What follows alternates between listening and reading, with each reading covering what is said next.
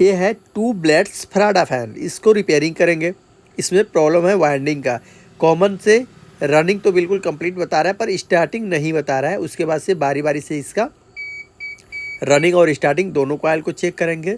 तो रनिंग तो बिल्कुल रेड वाला रनिंग होता है तो बिल्कुल कंप्लीट है, लेकिन जो ब्लैक वायर है ये नहीं, कोई इसमें बल्ब जल रहा है, थोड़ा भी नहीं जल रहा है, तो यानी इसमें जो प्रॉब्लम है तो इसको रिपेयरिंग करेंगे। अगर हो जाए तो ठीक, नहीं तो वाइंडिंग करेंगे।